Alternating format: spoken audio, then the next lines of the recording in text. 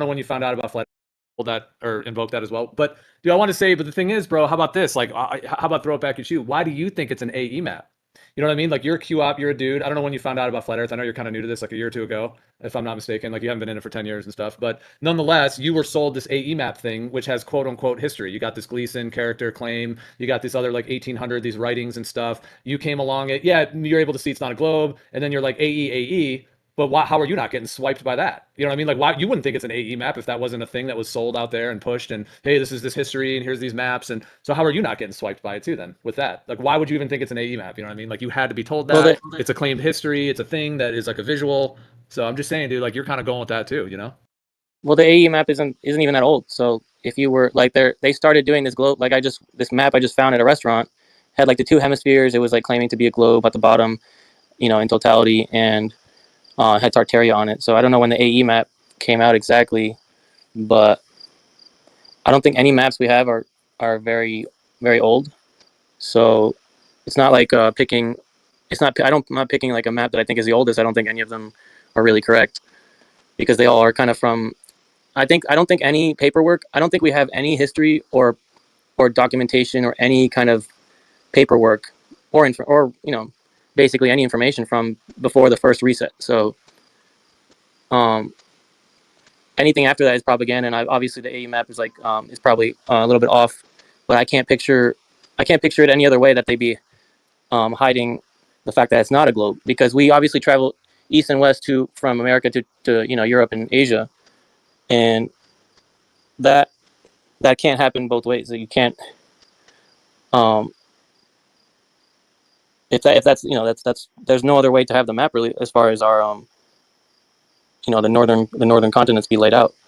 So the south, um, it's just the south where the problem is. As soon as you go farther than like Punta Arenas, like there's we don't know what's going on. There's a lot of missing links.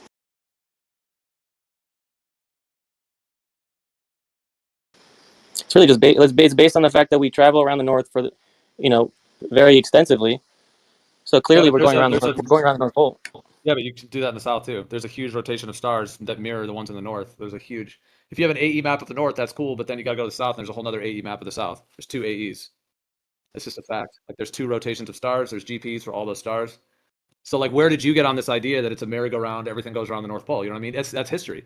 Just like Lion might be going with the Christian history, you're going with that AE Gleason, who was a Freemason, whatever else going on with that thing. And I'm just saying, I'm just pointing out that you're going with that and like wearing the flag or whatever, or like championing that, even though it's just another like history story, and you don't have Well, any representation of it, and it doesn't work with it's the it's sky. It doesn't work with the sky at all. So I don't know how they deceived people into thinking that was even possible. It's not even you close. see, It doesn't work with the sky at all. Like I'm open to the I did consider it, for years, like in a way, like I was because it's good for the North in a way, like it's a useful blueprint, and it is like elegant and beautiful. I like how it all comes out from the center and stuff. Like it is cool, but I never thought it was like the full Earth though. I knew there was more that needed to be uncovered about the South.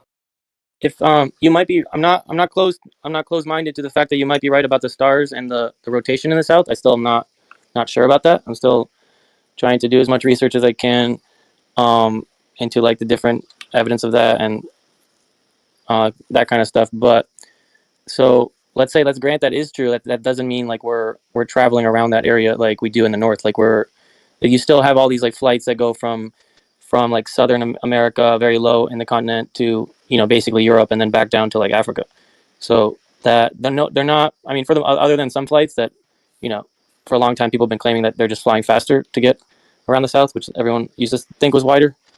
I still think that's the case. So I still think we are pretty sure about the AE map as far as the northern area.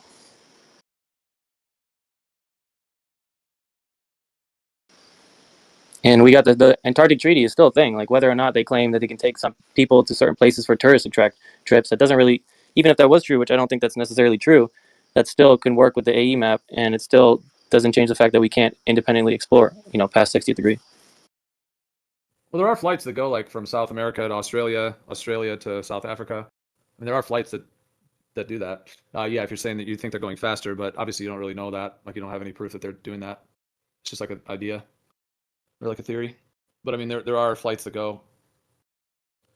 But okay, so if you think the AE map in the north, what is the circumference of the equator? So you think it's what the globe claims, 24,901? Yeah, probably it's probably well, obviously not circumference. Well, I guess it's the same on a flat Earth AE map. It's still a circle. So yeah, kind of. Okay, so you think the equator is a circle? Uh, yeah. Okay. The stars don't go in a circle at the equator, but they go straight, and the sun does too. But Well, we don't follow. No one's following them. That's just above their perspective dome. yeah, but everyone's perspective dome at the equator is a straight line at the equinox, and the stars are. They're not. It's not turning at all. Like when you're like 30 degrees north, you see a massive arc in the sky of the rotation, but at the equator, you don't see that at all. Well, the arc in the sky is your perspective dome. Like I was just looking at an airplane trail today, and if the plane flies straight above you, um, and if a plane goes from horizon to horizon and it gets straight above you, like 90-degree angle straight above you, when it's like above you, when it goes over you, it's gonna go up and down, but it's gonna be a straight line for the most part. But I saw an airplane that was lower, like farther from me, and as it was going across the sky, it kind of it from my angle, that perspective is causing it to look like it's arcing, like you're saying, and that's why even the globe model, that arc that you see is also a straight line. In their model, you're not. It's not a. It's not. It's a straight spin that the Earth is doing. That it's the arc is just from the like the perspective of it going around you. Yeah, but when you're at the equator during the equinox, you're seeing half. If the sun is circling around Polaris when the sun's at the equator, you're seeing half of that circle, 180 degrees of the circle, and it's dead straight. Well, I don't think you could. Because here's the second part to that. What do you think the radius is then? Do you think it's 24,901 miles circle around the North Pole, like when the sun's at the equator? So what do you think the radius is? You know what the radius of a 24,901 circle is? It's 3959. They claim on the globe the distance is 6,210 miles from the equator to the North Pole, but a AE map with a 24,901 circumference equator is actually 4,000 miles. So that's 2,200 miles. And you can pretty easily verify, like if you go to like look at like Ecuador, and I mean, granted, yeah, like you and I are not out there with like measuring sticks to measure the distance, but like you can get like, I mean, 4,000 miles only gets you to like, 2/3 of the way. So I mean, so for that to be the case, you realize that the distance from the equator to the North Pole would have to be 4,000 miles, 2,200 miles off what the globe claims and what they claim. So is that what you think is the case? Or do you think the equator is massively larger than 24,000 to account for the 6,210 mile from the equator to the North Pole? It's another way the AE map doesn't work at all, is that unless you want to claim that it's a much larger equator, or it's only 4,000 miles to the North Pole, which is pretty easy to verify. Even in a car, you can drive from like the equator to like 80 degrees north and verify that there's not 2,200 missing miles. It's because the AE map is a projection of a globe, so they maintain that, they flatten it out. But if you make it into a ball, you get the 6210 difference with the 24901, but it doesn't work on a flat plane for that. So you'd have to claim there's something different going on. So what do you think's going on there? I honestly have no idea. All right. So my claim originally is that you were kind of sold the AE history thing, and then you're quick to ridicule other things like dual poles and other stuff, and point the finger and laugh because there's things you think are unanswered, even though the AE map has 1,000 things unanswered. But you'll cling to that because you were sold the history. I'm just making the link that you're trying to claim other people are going with histories. I'm just saying like there'd be no other reason why you would cling to an AE map when there's all these problems with it. There's probably more problems with an AE map than there is a dual pole at this point. I could make a longer list. Well, I don't really claim the AE map. I say, relatively, basically, the South being bigger and the sun going around the North Pole. Yeah, but not the map itself. Like, and I'm like trying to, keep an open mind. But the fact that they keep faking the 24-hour sun, which you guys even agree that you have done before, is doesn't make me think that the sun is doing that. So there's definitely maybe it's somewhere in between what I think and what you think, But I definitely don't think the sun is doing that because I've only seen them fake it, and you guys think the TFE looks legit, and I don't think that even that looks legit. So maybe I don't know. The stars are straight. If the stars are doing that, and the sun is going straight for 12 hours on the equator, there's a lot of questions. I'm not gonna lie. I'm not asserting the AE map, exactly.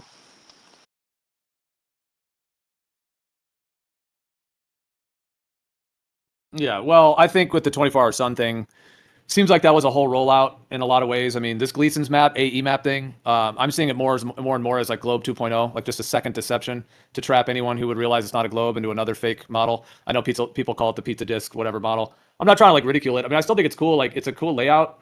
It's like elegant and beautiful. It's like an eyeball with like the continents all coming out.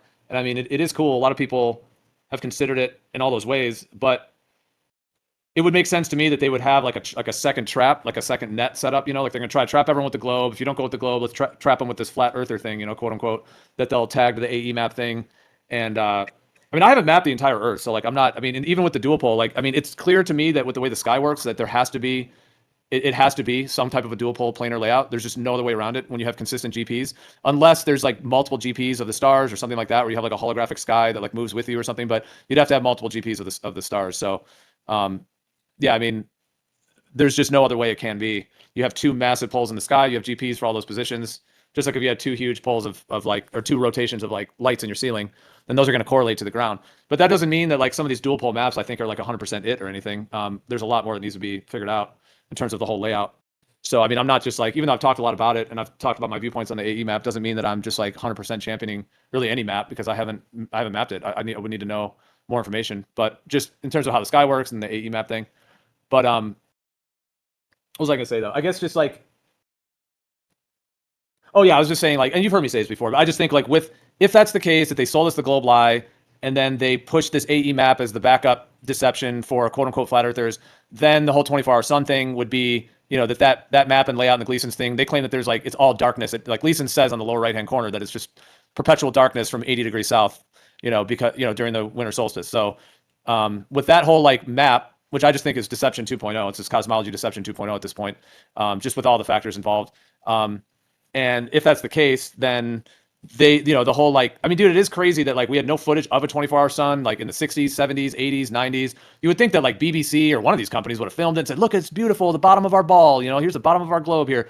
And I was saying that before they took their trip. Like, it's so weird that that's the case. But is that the case because there isn't a 24-hour sun there? Or is that the case because there's a deception involved in which they were going to roll out this AE map, try to get all the flat earthers onto it as the backup, and then, you know, get everyone saying there's no 24-hour sun. And then 10 years later, whether Duffy is in their agent group or whatever it is, or whether he was just a random dude. But I mean, the timing of it seems pretty outlandish that it wouldn't be part of their thing at this point in my mind, that Duffy would have to be involved some way. But it doesn't mean the trip is fake. It just means that, you know, anyways, I'm being long-winded, but I'm just saying there could be a whole rollout where they purposely limited our access to Antarctica, to the 24-hour sun, you know, knowing that, you know, they could kind of link all these flat earthers with this claim. And then maybe at the beginning, I mean, some of those videos, yeah, in 2014, 15, 16, like they were not genuine in a lot of ways. Like, I mean, were they 100% fake? Like, I mean, they could have been stitched together because they weren't like consistent frames. That's not the case with like the McKeegan footage and the stuff that they got. Like, those are consistent frames, but we could get into all that. But I'm just saying, so yeah, the few at the beginning there were some sketchy videos of the 24-hour sun. But see, that even makes more sense that they would roll out some ones that were kind of sketchy and then get everyone being like, well, why would they fake it if it was real? There has to not be a 24-hour sun, which would just fuel the fire of all the flat earthers to be like, no, 24-hour sun. And, you know, they put the AE map on their t-shirts and coffee mugs and yeah, this is it, you know, and then build it up until now there is a 24-hour sun there all along. And then they can take people there and just be like, boom, you know, mic drop, flat earth is all busted or whatever. And that's what they're doing now. And they're trying to break it all up and shut it all down. Maybe even building up to their 2030 agenda or their fake alien thing or whatever. So, I mean, you've heard me kind of go through all that, but I'm just saying if that's the case, that would explain why we didn't have footage of any 24-hour sun before 2014, why it was all limited access, why the first videos were sketchy. And then there's more and more access to that region now to where, yeah, they can take people there and then make a whole thing of it. So, I mean, you've heard me go through all that, but just kind of reiterating that. But I mean, that is a potential explanation as to why it all rolled out like that versus the idea that there just isn't one there at all, I guess is what you're saying. Because I mean, I've told you too, the sun arcs the other way, you know, when it goes in the southern hemisphere, which is the opposite arcing that makes the 24-hour sun in the north. It does that in the south. So it's pretty clear when you follow that on its path, it would make the 24-hour sun in the south. Yeah, but there's no way to have a map where it circles two poles, and you can have the amount of the constant sun around what is like the either AE map or globe or concave. Those are like the only three viable options with the sun basically doing, you know, going in a circle. Wait, you're saying when the sun's on the equator, you're saying like during the equinox that the sun is always, somebody can always see the sun and it's continuous? Well, if you got the dual pole map and it's just circling the southern pole of the dual pole, you have, so on one side, you basically, in that dual pole map, you have one side that literally just wouldn't get any sun that whole time of that year. Basically everything everywhere near the North Pole is just not getting any sun. Because it's not a globe, it's flat. So when the sun goes around that far end of that second pole in the dual pole map, it's literally it's not lighting up the middle part, and then when it comes back around, it is lighting up the middle part, but it's never lighting up that north part. Well, are you thinking of the sun as just like a circle of light, like a spotlight? Because have you seen this? I'm posting in the chat. You've seen this animation that this guy made. You've seen this? Well, so at this point, we're at only globe or concave work if we're not gonna invoke some crazy shit, unless No, we're that's just gonna be open to the TFE being fake, and then the sun doesn't do that. all right. Can you see what I just posted, or are you not looking in chat? I'm kind of doing stuff. Well, you got to see this thing I'm posting because it. All right, I'll look.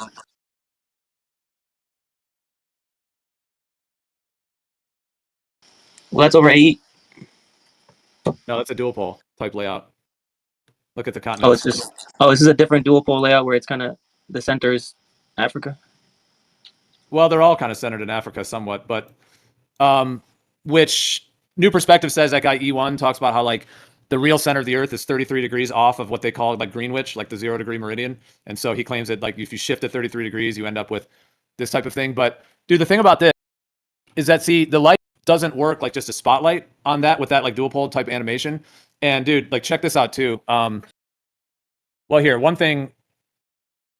All right, so if you look at man, I wish I could pull these images up faster. I'm trying to figure out where the sun. So that little dot is the sun, and so but then you wouldn't see the sun in the sky when it's not. In some areas where you're just getting light, you would just have light and no sun.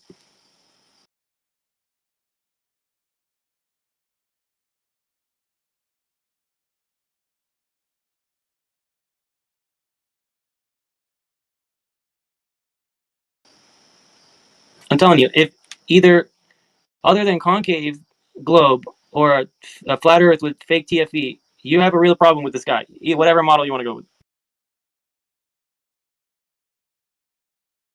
Or I'll say you have a problem with the sun, because the stars, I still don't know what the stars are doing in the south, honestly. Oh, I got distracted looking for something, so I kind of missed the last things you said. Sorry. I'm trying to figure out how they could be deceived. So I think they deceived us on the 24-hour sun in the south, so now I'm trying to figure out how they might have been deceiving us with the stars in the south. Dude, but the stars make a massive rotation in the south. I mean, it's pretty obvious to... Oh, this is what I was... Okay, one thing I was going to post is this. Here, just check this out. I mean, there's a lot of deception going on. I don't mind being the only person that just tries to look for deception in places where everyone disagrees something is happening. Can you see this? This is a ferrocell with a rotating magnetic field under it. Just wanted to point out how like interestingly similar it is to that the dual pole one with that light pattern I just posted. It's pretty cool. Can you see that ferrocell? Yeah, I know what you're talking about. I've seen that. It's just interesting. I mean, yeah, whether it's like it's just interesting that with a magnetic field you get that similar light pattern. I don't know what you mean by that there'd be no sun in the... Someone's hot micing. Hey, is it possible you guys are just wrong and it is a globe? Hey, you muted him for being a glober? No, I don't know. He was hot micing. Is he not hot micing? And, you know, Yes, I mean, impossible for to say that, oh, you know, they're lying to us and they're deceiving us. I mean, just consider it. Is it possible that they're not? And, you know, we got it wrong, perhaps. Oh, I've never considered that, Q-Up. God, dude, can you... Q-Up, dude, that's mind-blowing, dude. Q-Up, did you hear what you said, dude?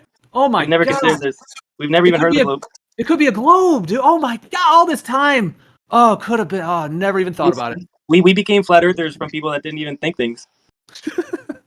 So, but it... Dude, the thing is, when we're talking about... Yeah, but right. So when we're discussing, brainstorming about how it's all working, I always say this, dude, like folks that are just like, want to push the globe. Dude, if you think it's a globe, cool, bro. That's cool. You know what I mean? Do your thing, live your life. That's cool. The rest of the world, or a lot of the world, is already brainwashed into thinking that's what it is.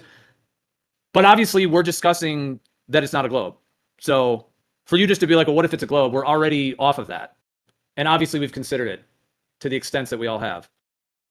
So it's like if there's one idea and then there's a group of people saying, I don't think it's that idea, we're brainstorming what it really is, for someone else just to come in and be like, well, what if it's just this thing that you've already moved away from? It's just not really productive in an actual like brainstorming discussion. We're not as you're actually like going through it, right, Gio? Like think about it. Like you're in the brainstorming process, right? I get it. I mean, it's fun to do that because you always have to go through all your options while you're doing this, right? But to take the globe off the table while you're doing this, I think is unproductive. Like you got to keep it on the table now. Not when there's no curvature and no motion and all the other issues with the globe. It's like this. There's like 10,000 issues with the globe and there's many less issues with all of these planar issues we're discussing.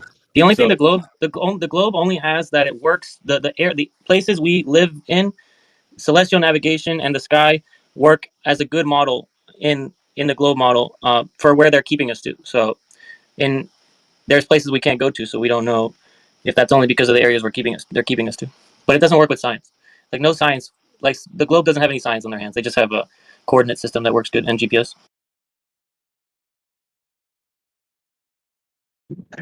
So, yeah, the oceans is a problem. Gravity is a problem. No, gravity is your problem. Water- Gravity is your problem. What?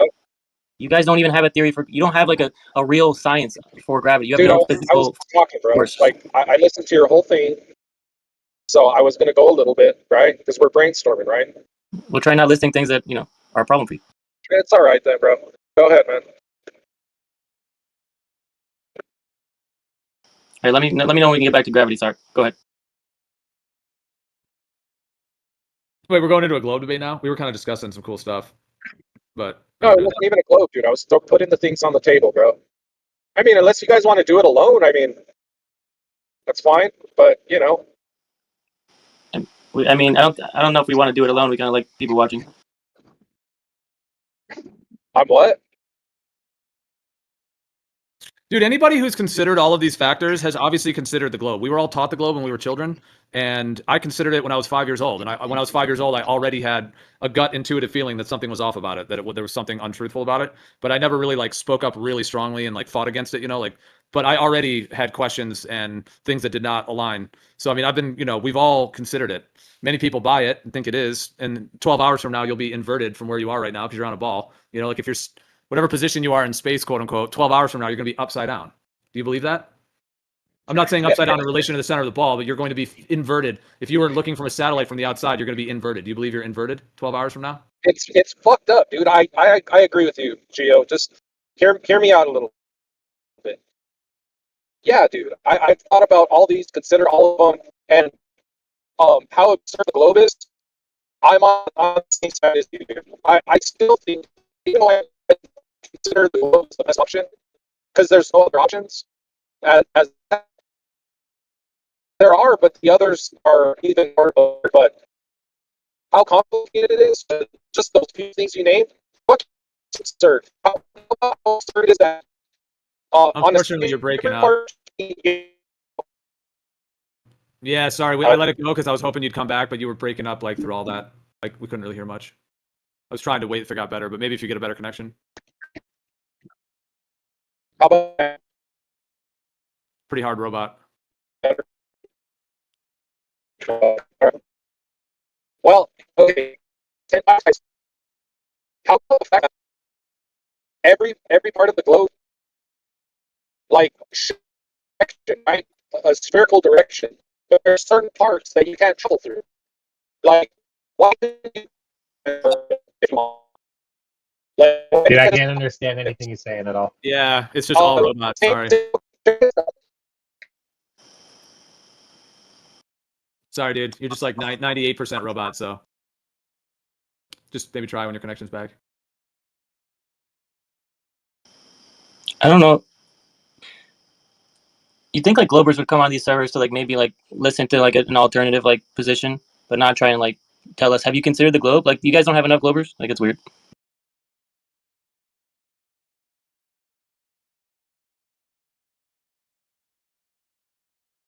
Yeah, there is this like just energy of like just everyone be on the globe, be on the globe, be on the globe. There's just this like I would say like a deep brainwashing, and I'm not calling him that. I'm just saying like the mentality of it, and we were all taught when we were children, and there's just this like get all the sheep back in the pen kind of vibe, just in general. So a lot of people don't want to consider other things, but it is complicated. It's a complicated situation, and to discover what it really is. Q up, can you see in the chat again if I post something? This is what I was going to post before. It's just this like shows it with an AE map, but that lighting pattern that it shows on the dual pole thing is similar to this. And if you take like a flashlight with a glass dome, you can replicate it. Like the dark and night, just with a little light with a dome. And the AE map shows the AE map on the left there. The AE map actually does that lighting pattern throughout the year, whereas that dual pole animation I showed you does it throughout the day. So it's just interesting. Like you know, throughout the year, if you cycle through with the AE map, you'll get that same effect, but it happens throughout the whole year, basically, that cosmic effect and the shape of the light or whatever as it moves between the tropics, like around a dome. And that's what's been talked about for years. So I'm just pointing out like that similar lighting type pattern. But on that dual pole animation that guy made, it just shows that happening every day instead of throughout the year. And even Bacon, when he looked at that dual pole one, he's like, hey, this lighting pattern matches what a globe is. So that's pretty interesting. Like what they're selling us as what the globe is, that lighting pattern. When you look at like what areas are lit up, you know, like when Australia's lit, where the sun is, like that dual pole animation matches what a globe is. It doesn't mean it is a globe, but see, the thing is about the dual pole, dude, is you have the northern hemisphere of the globe and the southern hemisphere of the globe. That's what they say the Earth is with the sky or whatever. The sky's like that. But that's why New Perspective calls it titty Earth, be the dual pole, because if you just take those two hemispheres, put them on a plane, like, you know, cut it at the equator and put it on a plane, you end up with like kind of two AE map kind of regions. And you have a northern hemisphere, quote unquote, the northern AE, and the southern hemisphere, the southern AE, basically. And then the sun would have to circuit, you know, on half of it 6 months of the year. So it matches the globe in that way, like enough that they could have deceived us with a globe, and it actually is just, you know, that type of layout. And then they were able just to kind of add curvature and claim that, oh, the north part of the plane is the northern hemisphere of a ball, the south part of the plane is the southern hemisphere of a ball, and then they would have to certainly fudge some distances and things, and then boom. And then the way the sky works, obviously having the kind of spherical coordinates above a plane, they would be able to invert that into a whole celestial sphere. It's much more likely they could have inverted a dual pole into a globe rather than the AE. Like if the AE really was it, you know, and then sell a globe, I don't think it would have worked or would work like that, just because all the distances in the south and all the other discrepancies. Hey, but haven't we been like showing for years that the South is bigger? What proof what have you shown that the south? What's bigger about it? The South. Well, like that's like what a major part of flat Earth has been demonstrating that the South is bigger than the North. Well, just ideas or any proof of that? I've never seen any. No, there's been tons of proof. Like if you followed Witsit too, he's been showing that as well. Okay, what's the proof? Because I've always said that you would need to actually measure the distances between the continents to prove that they're larger. That's a larger distance, but yeah, what proof do you have that the South is larger? Everything up to things like the time zones being more in the South. Like Witsit demonstrated that if you put it on a flat Earth, it makes perfect sense with the AE map. Things like the Antarctic sailboat race, they go too slow, and also the direction they turn is left, not right, which would be required for two-pole map or the globe. So things like that, like we've been showing for years that, and most flat earthers would say that that is true. Like we've been showing that.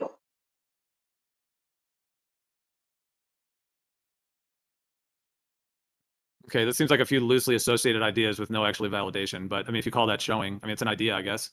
It's like a No. I'm simply listing some of the things that we've shown. And if you've been following, like I'm not sure, like if you've been following Witsit, he's been demonstrating that for years. We've like everyone, like so many flat earthers have been demonstrating that the South is bigger. Like I don't even know why you're acting like we haven't. Yeah, no one's validated it or proved it at all. The things you just said, what did you just say? The speed of boats? How do you know what speed those boats are going?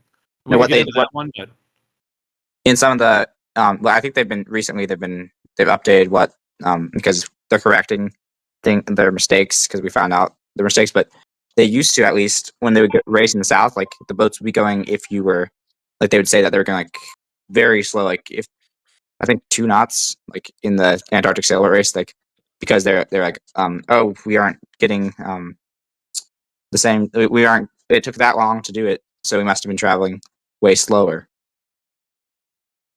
Okay, it sounds like a very loosely associated correlation. Well, I'm more of just throwing things out there, like because like I don't even know why you are acting like we haven't been doing that. Absolutely not. Yeah, wow. Okay. Yeah, there's absolutely no validation that the South is larger ever. That kind of sounds. Ideas. There's claims that like planes fly faster. Never really been shown that that's the case. You don't remember the southern yacht races? Like 2 to 4 knots. Honestly, Geo sounds. And then in the north, they were reporting like normal speeds.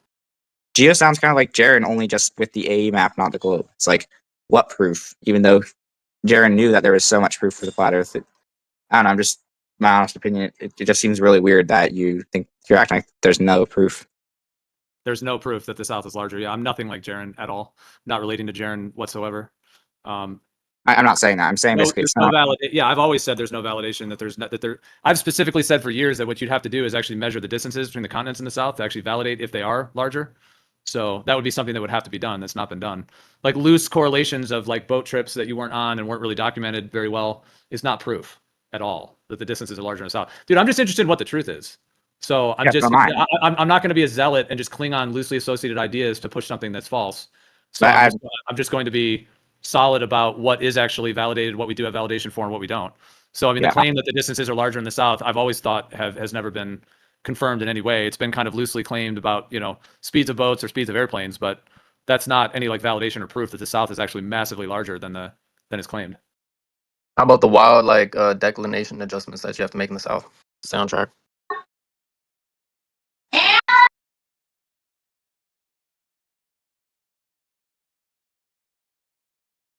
And Jaron's right about the AE map in the sun in the south. That's the one thing he's right about. So Yeah, well, yeah. If you've been shown, like, actually, the A map works. The map works better because with a tuple map, things don't like the circumnavigation doesn't work very well. You have a lot of different problems with the actual Earth, and as we've been demonstrating, as I'm working on, and as people like Tomb of Illumination have been working on, showing things like star trails and the 24-hour sun is possible on the A map.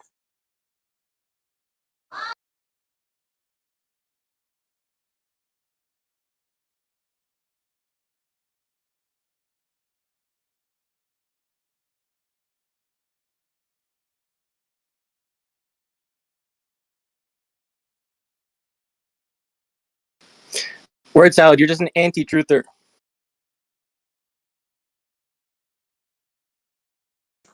Me? I'm an anti-truther? Yeah, it's a good thing. Yeah, yeah. No, I don't want to claim to the AE map. I've considered the tuple map, but it doesn't seem to work. And I think the AE map is closest to the truth because so much evidence that the South is bigger, or at least that the layout is the same because things like the Antarctic sailboat races, they turned left, as the person who won said. They were turning left the entire time.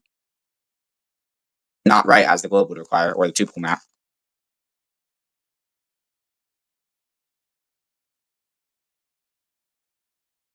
yeah, we went over that before. The guy was like talking about turning left around like a certain like a peninsula. He wasn't saying that at all. He was saying you have to keep turning left if you like. He said if you hesitate for a second, you have to turn left.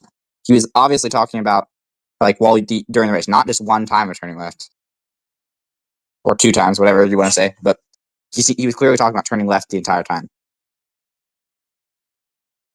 Did nobody hear me when I said the massive declination adjustments that you have to do in the South? Just Yeah, forget about that. there's magnetic declination in the south, and kind of doesn't work really well for the globe.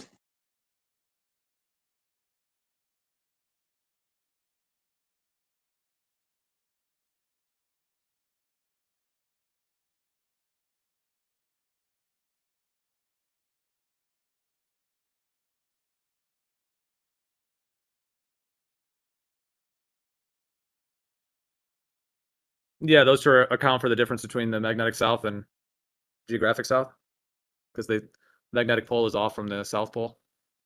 What would that have to do with the distances being larger, though?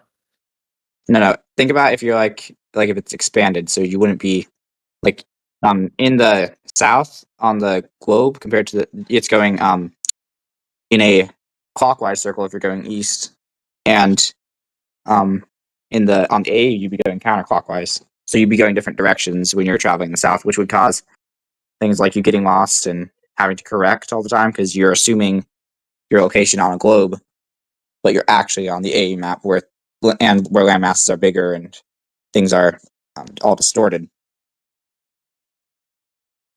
Okay, well, you said no, but what I said is what magnetic declination is. The difference between where the compass points in the south versus the geographic south point. Yeah, that's what the globers say. But that is true, but that's not all it is. If you actually look into it, like the reason they came up for it because they were getting lost, but and as you with the tuple map, you would still have the same problem of magnetic declination. But it would make more sense if we live on the a just stretched out map, and so then it would probably account for all the magnetic declination without actually having to account for it. Like in your tuple map, you show like the It's magnetic. not my two-pole map, dude. I never said that's Okay. my map. Okay, but yeah, with that, I've said specifically I have not mapped the entire Earth. okay, It has to be a two-pole, though, because of the sky. That is one No, thing. But how the continents are laid out is another question. But it has to be a tuple map. absolutely. I'll tell you why. if you have GPs, if you freeze frame the sky at like 2 in the morning and you put a little flag at the GP of every single star, put a flag in the ground of every single star. If you have one GP of every star, you would have a reflection of what the sky is on the ground of flags. So you'd have two huge rotations. The one in the south, you'd have a huge circular rotation. All the flags would be straight at the equator. And then in the south, all the flags would be in a huge vortex, the southern stars. Yeah, well, here's the problem. You have not done that. The ground has to be a two pole because the You have sky not done that, is two-pole though. and you have consistent GPs. Unless there's more than one GP of any star, which to my awareness has never been observed ever. Like you have the almanacs, and in terms of GPs, unless somebody could show that there's multiple GPs of the stars, then there's no other option than having some type of a two-pole ground layout. Doesn't mean that those maps are exactly what it is in terms of that, but that's what I'm saying. It's just the way that the sky works. It doesn't mean that I'm claiming that those maps are what it is. Well, you have not done that. That's like me saying if you tested it and found you would find out there were multiple GPs. You have not done that. So you can't say this is why it has to, because if you did this, and I'm assuming that this would happen if I did this. Has anyone ever shown more than one GP for a star in the history of humanity? Has anyone shown less, like only one GP? Yes, absolutely. The almanac. Yep, the nautical almanac. They put flags in the ground at every GP for the stars? In the water? You don't need that. Wow, okay. You don't need to put flags. But flags in the ground at every GP for the stars? In the water? You don't need that. Wow, okay. You don't need to put flags. But like, the stars have something called declination. Are you familiar with that concept? Yes. That's how we just decipher latitude. Go ahead. Yeah, let me. You still have the stars lining up with your latitude as you traveled around the Earth. As I said, a reflection will follow you around. So then the star that is you still have a star for each latitude, because as you move, looking at like in no first model, like when you're looking at the reflection, as you move east or west, the celestial south pole will rotate. So then there's a different star for each latitude. Different star for that each latitude. Yeah. Can you tell me what declination means, just so I know we both mean the same thing? Yeah, I can't really describe it because something I'm not good at describing, but I know what they are. Oh, just in case, I'll tell you what I mean, so we're on the same page, right? Yeah, if you can describe it better. But right. So I'll tell you if you're right. But yeah. I think I should start with the celestial equator. Like if you take star trails, there's one particular portion of the sky that always looks straight in star trails. Yeah, it's usually when you're at the equator and then you have diverging. Everywhere. That happens everywhere. That portion of the sky that is appears like a straight line when you take star trails, that's the celestial equator, right? Yeah. If you're at the equator, then the celestial equator actually is straight up. It's vertical, right? Wait, you're saying that thing at the equator happens everywhere? Yeah, celestial equator happens everywhere. Everywhere there's the celestial equator looks like a straight line in star trails. On the equator or everywhere, in no matter what latitude? No matter what latitude, the celestial equator is always a straight line in star trails. Okay, so that's what I was wondering. This is just a perspective thing. So what is it called exactly? That effect that you're saying happens everywhere? No, dude, you're not understanding what he's saying. Bacon, you're just saying that the stars look straight from any latitude when you look at the equatorial stars? Yeah, any star, for example, if you look at Orion. Yeah, then you account for that in his model. He's just saying, Q-Op, they're only straight at the equator, but you can see them if you're 30 degrees north, you can see it, or 30 south, or you can still see that. Yeah, you get the wide. Let me clarify. Okay, if you look at Orion, there's Orion belt. There are 3 stars on Orion's belt. One of those stars. Second Orion belt. There's a second Orion belt south of the equator. It's just called a different name. The Orion. What? Okay, it's Bacon, just to clear it up for Q-Op, what I just posted in the chat, that straight line of stars only happens above the equator, correct? Everywhere. Like the picture that picture, that's not taken at the equator. Yes, it is. Yes, it's not. That's clearly not at the equator. I even can tell what latitude that is. It's a little off the equator, yeah, but those straight stars are the equator. Well, that's like 45 degrees. Here's why this is not a problem. So, if you have, can you let Bacon explain this? This is kind of interesting. Basically, they're saying, the celestial equator is the only place which is above the equator the stars move straight. Bacon's just saying you can see it from other regions, like you can see it from 40 north, 40 south. You can see the celestial equator, but the celestial equator is the only place the stars. No, he's literally saying that picture is not from. So how do you know where that picture's from? Because I can see the celestial equator is tilted there. So which is the actual? That's not exactly at the equator. But that doesn't matter. So think about if you're on a globe. That 100% matters. And think about if you're on a globe and Globers say, "Oh, it's just so big you can't see curvature," right? I would say that at the equator, and then the reflection, it's the biggest circle, so you wouldn't see it curving. And actually, when you things like when you go to the equator on the equinox, like you can go to Brazil, and you can see the sun doesn't rise directly due east. It's a couple almost 2 degrees off of east. it rises slightly south of east on the equinox, I believe, and it doesn't set directly west. So I don't remember exactly, but yeah, it doesn't do that fully. So it doesn't No, it do a straight line. Okay. On the equinox, the sun does rise due east for everybody. Well, no, actually, when you look, if you think about magnetic declination, if you look at magnetic declination on the globe, and you everywhere when you look east, you're looking towards the equator. So, and second, as I'm saying, when we watched the sunrise at the equator on the equinox, it didn't rise directly due east. We videoed it, but yeah, so it's the biggest circle. You base that off your compass? Yeah, and then the globers have magnetic declination as an excuse.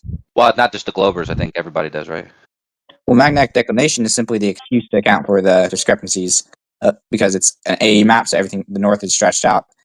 No, the north is compressed and the south is stretched out. But yeah, so if you would get two reflections, like you get the reflection stars and you get the actual stars, and the reflection would follow you all around.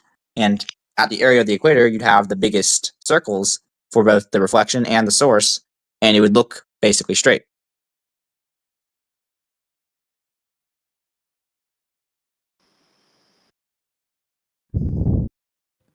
I don't know, Bacon. Did you want to say he's bringing in all these other things of like reflecting stars that follow with you? I guess are you trying to claim the southern rotation follows you around an AE map? Yeah, it would follow you all along looking south as you move east or west. From how far south? Well, as soon as you can start seeing the reflection stars, so like, as soon as you can see the quote unquote south celestial pool, then if you like move south, if you move east or west, you would get that same thing following you all around. The globe says it's because you're actually looking. It's like just like the north, and you're looking at the south celestial pool because the Earth is a globe rotating, and you're just moving out a smaller circle, looking the same exact direction. But yeah, on the AE map, it's a reflection. You can replicate that exact same thing with the reflection, the northern stars being reflected off and creating the southern stars. Yeah, so I'll tell you why that doesn't work. Because if you had like 40 people in the south, all around the outside of the AE map, let's say you had 40 people, like you had someone in South America, someone in Australia, someone in South Africa, you had people all around, they would all be seeing the same southern, star thing. So if you're saying that there's like 40 different southern star rotations, that means there'd be 40 GPs of those stars. No, so there would be 40. There'd be an infinite amount. Okay, an infinite amount. Yeah. So where do you have any validation of that? Because that's what this conversation started. Is Yeah. what the Nautical Almanac shows, that there's not infinite GPs of stars. Yeah, you wouldn't get an infinite GP of stars because the star when you look at the south celestial pool, it doesn't look the same. Its orientation changes based on where you are. Because as you move, the reflection is going to rotate because now it's reflecting a different angle of the northern stars in that area of around the dome.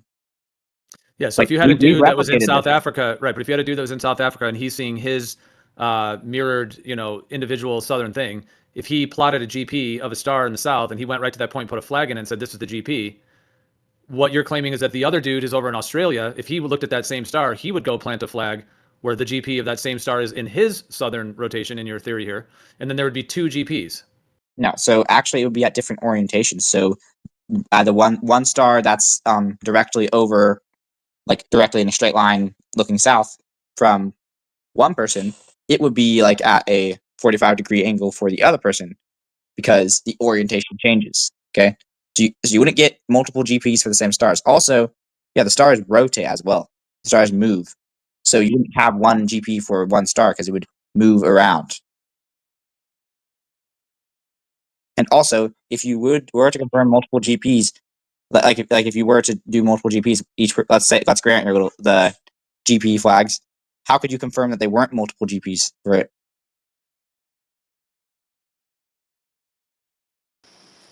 I hear Bacon and Geo talk about that thing. I'm trying to figure out the converging and diverging at the equator, celestial equator.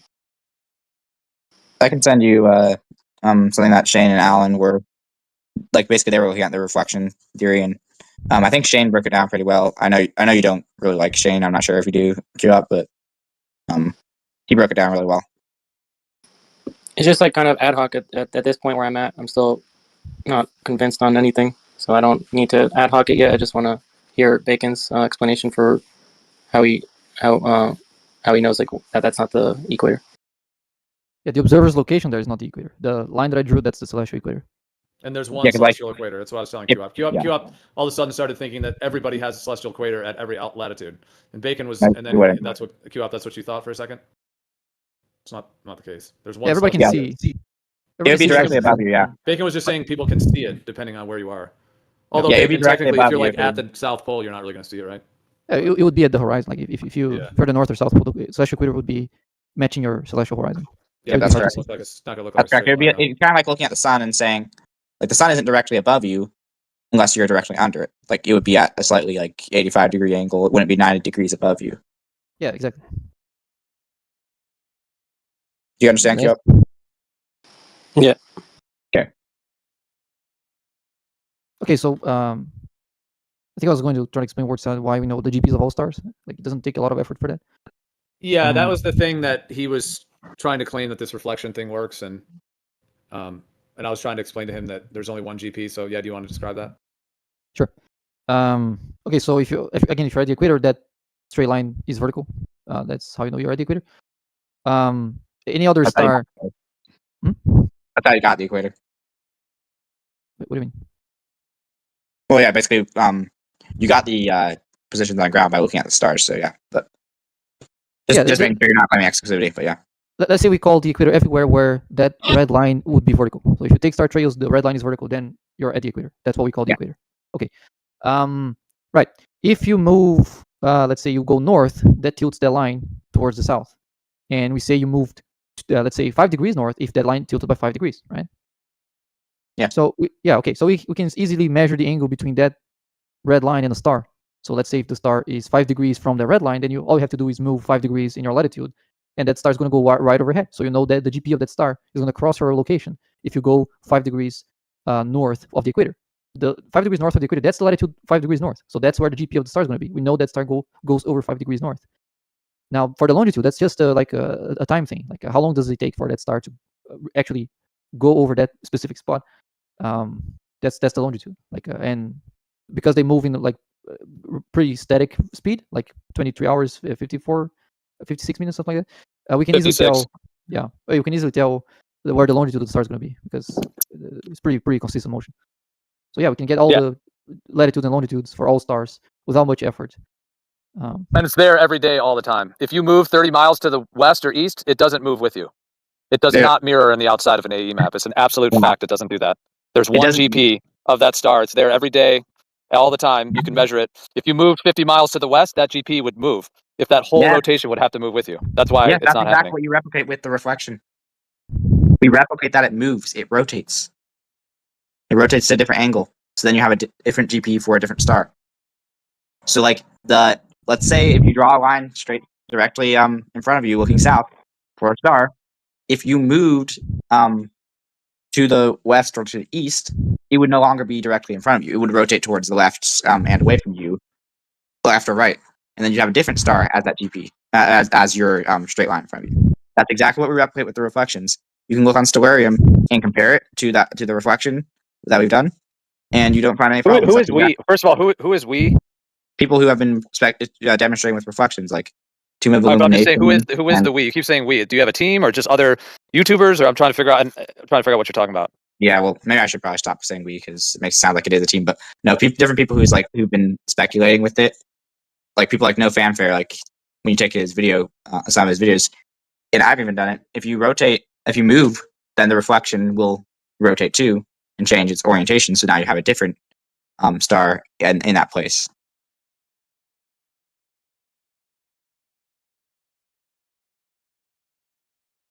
I mean, the stars are moving in their daily cycle, but nothing is changing orientation, or like GPs are not moving of stars. I don't know. Did anyone else in this room understand what he said? Or did you want to try to say it again? I'm not. It seems like you're conflating a couple different things. I'm not clear on what you're saying. Yeah, I wish I had a cool setup so I could show a presentation, like I could demonstrate it. Maybe I should. I mean, what Bacon said, like if you have a star that's like 5 degrees north of the equator, and you are also 5 degrees north of the equator, and every day, 23 hours, 56 minutes later, that star will be right under you. Like you'll be at the GP of that star. If you moved 50 miles east or west, that star is not going to move with you. That star is going to stay where you were. And then if you move 50 miles at the same time, 23 hours, 56 minutes later, that star is not going to have moved 50 miles with you. It's going to be back at the original 50-mile point. Yeah, that's my point. Which Basically, shows that the stars don't move with you. They're consistent with the ground. no, They're they not move. based on you moving around. That they don't change GPs as you move.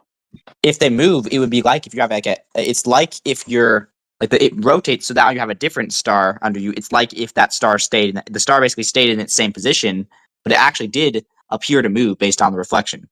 Like it changed its orientation, so now you have a different star above you, and that star is back where you left it. But if you moved back over there, then it would appear to rotate again, so that you have that same GP for the star. Like I should probably drop the video in the chat so that you guys can. I'll send the one. He's basically showing how it's showing an inside view of what the observer would see, and he moves the camera around and shows it. I'll get it to you guys. Okay. Yeah, the difference would be like if you were in a big warehouse and you had a bunch of lights on the ceiling. If the lights were in like, let's just like put them in a fixed place. Like that's like if you freeze frame time, like just 2 a.m, boom, you just right at that time. Meaning I'm not including like moving through time like as minutes pass. I'm just saying as a freeze frame, as a 1 moment thing. If you had a huge warehouse and all of the stars were, or all of the lights were in fixed positions, then there would be like a consistent GP of all those stars. The scenario you're trying to describe would be actually that all of the lights on the ceiling of the warehouse would like be on like a huge rack or something, and they would be moving as you move. So if they were moving, if you were moving as you move, anyone who's under that star, like you'd be able to measure multiple GPs. Like you were even saying infinite GPs. Like there would be a whole line of GPs on the outer rim. I guess if you're trying to say this AE map thing, with the reflection of the outer. So that's a huge claim to claim that there's infinite GPs. That's why I don't know if Bacon's still here, but Bacon was describing that's not. It's like in fact not the case that there's infinite GPs of stars.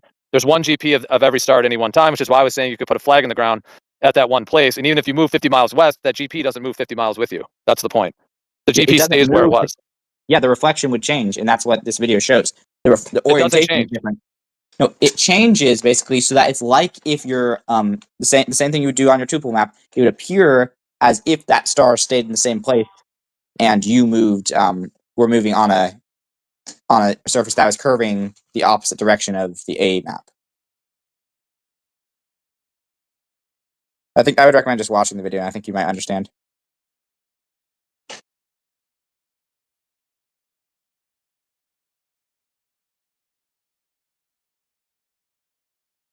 Yeah, maybe I'll just let it be for now, and you can check out the video whenever you have time, and then maybe I can come back later. You okay with that?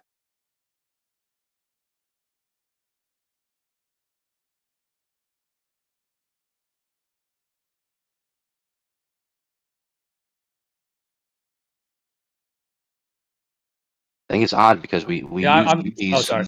Yeah, I'm aware of that video, dude. I saw that video like many years ago, so I've seen that very well. You see how like as he moves, the GP like the star doesn't stay in the same place above him. There's a different star above him as he moves. See that? I saw this video. It says 7 years ago. I probably saw it 7 years ago when it came out. So yeah.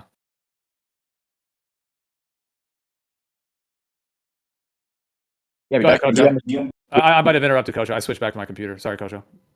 Oh no, I was just saying. No, I mean, I just we use GP. I mean, the whole point is that they're consistent, right? If they weren't consistent, it wouldn't be useful to use them in the first place.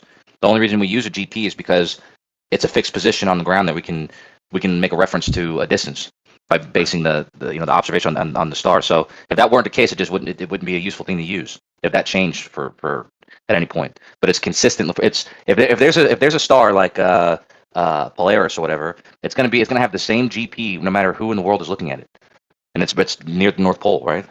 Okay, so do you agree that if you're on a globe looking south, and then you have a star that's near the south celestial pole, and then you move to the east, do you agree that that star will rotate and it will not be in a straight line to you looking south anymore? It'll be at the same. I mean, it'll be at a different elevation because you moved. Yeah. Yeah, and then same with the reflection. Do you agree that the reflection would do the same thing? What reflection? You mean if we're reflecting off the dome? Yeah, if we're reflecting off the dome, that would also move, sure. Yeah, that's not what people are claiming or trying to counter what you're saying. I'm not countering that would change. I'm just telling you that no matter if there's a GP, like a position that the star is underneath, it's not a relative. It's not subjective. That's a definite position that is below the star for everybody. Right. That's what I was trying to tell him before. You're making sense, Wordsalad. Yeah, well, I'm glad you understand, because like they don't seem to understand it. It's like pretty simple. I don't know. Maybe I'm not explaining it right. I mean, do you They might agree? not Do want you to. agree or Relative. disagree with what we said? Yeah. Do What's you that? agree with? Yeah. Did you hear what Kosho had said? They're not relative. It's a definite position. So it's not that we're not understanding what you're saying. I think we're disagreeing with the premise of what you're saying, because it's not the case. Like I'm claiming, and I think other people are claiming, that the GPs are not subjective positions. It's a fixed at any given point in time. It's an actual fixed position on the ground. Well, stars do rotate too, right? That's why he said at any given time. Yeah, and then on a reflection, you'd have it go along with you. It would like be you'd have that same ground position at any given time. No, at a certain given time.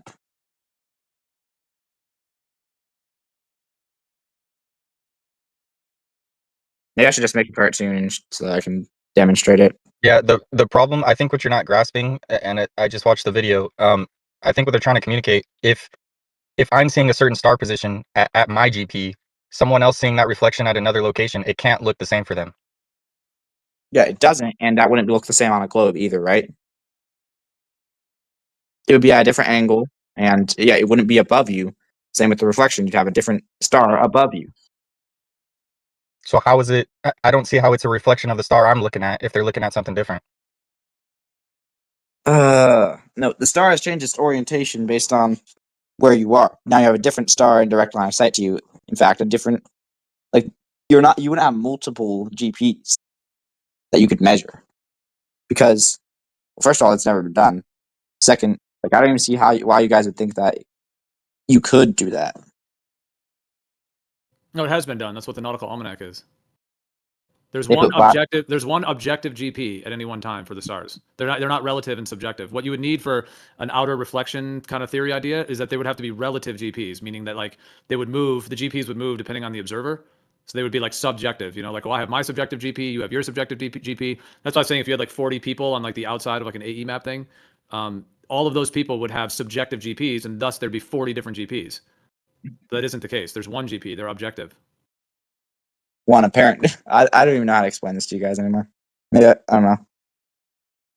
All GPs GP are assuming they're a flat surface, a plane. Yeah, but GPs aren't Well, apparent. if you do that, Fuzzy, you have a hard time doing selection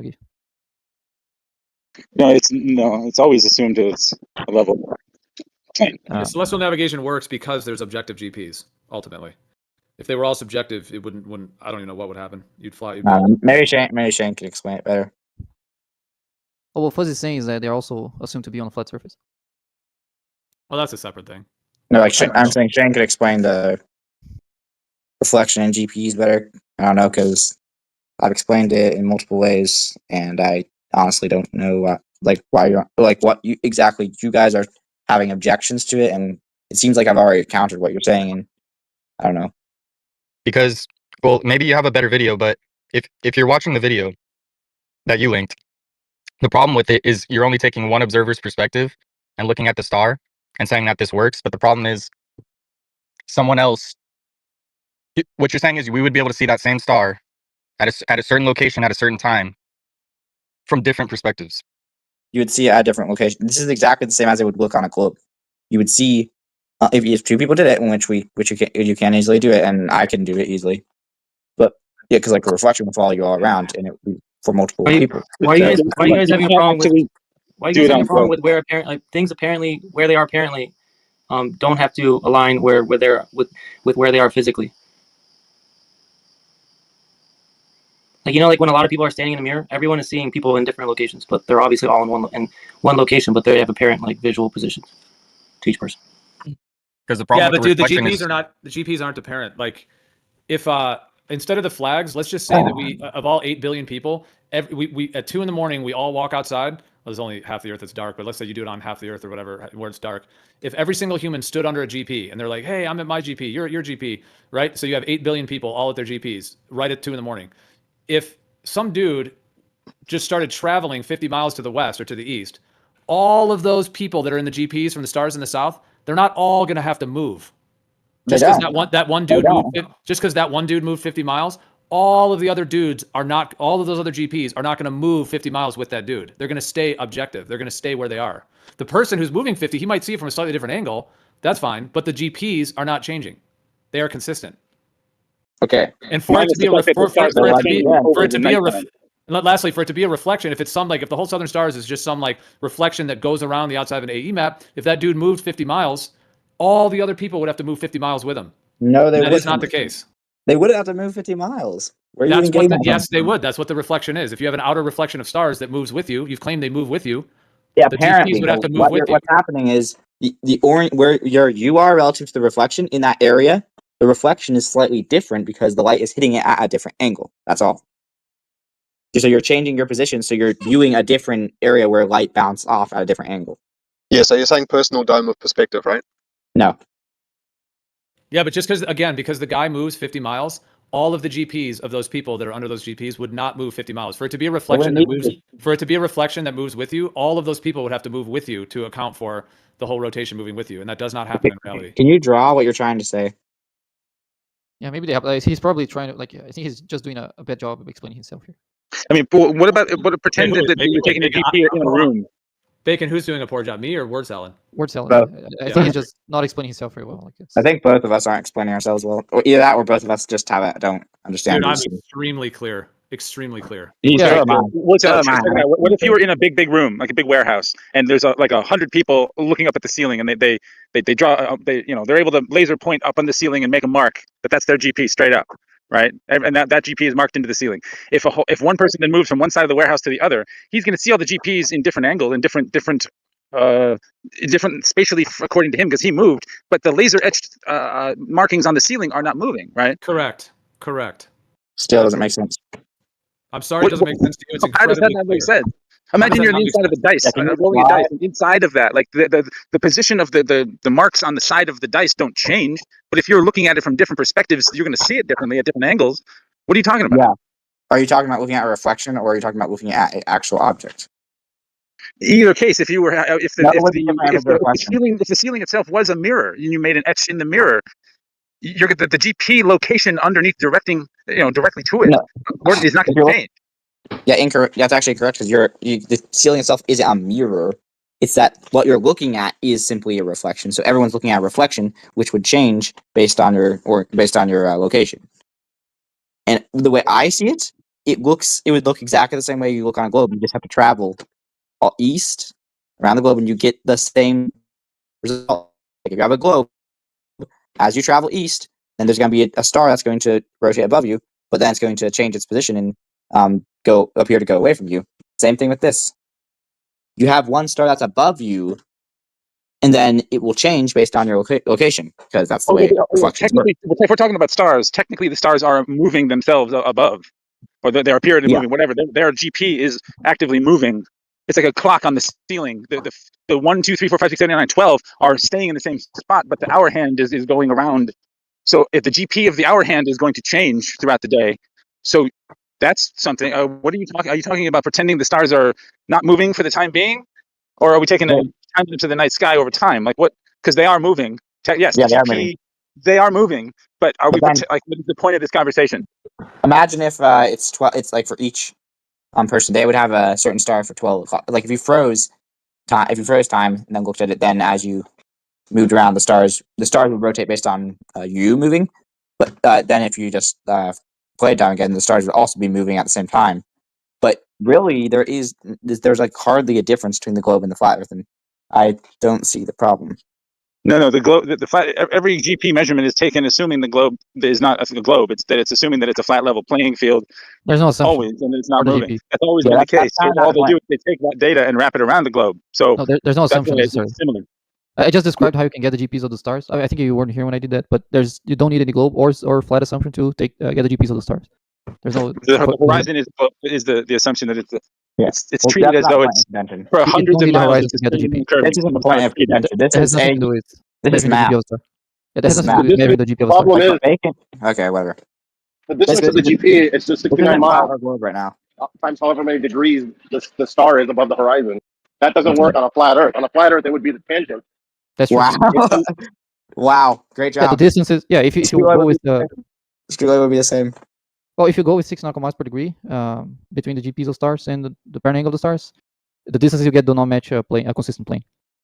Yeah, you're using Euclidean geometry to get that. A flat plane is an Euclidean geometry. Yeah, It's a but continuum plane. do we see Euclidean geometry? What do you mean? Do we see in Well, straight lines? I heard the question. I'm asking what do you mean by that? Yeah, do we see, like, if you were to draw in Euclidean geometry, like, if you were to draw how we see, do we see the way that you would draw it, like, straight lines coming out from the observer? If I would draw how we see, you mean like if I did a diagram? Can you draw, like, from a 2D perspective how we see?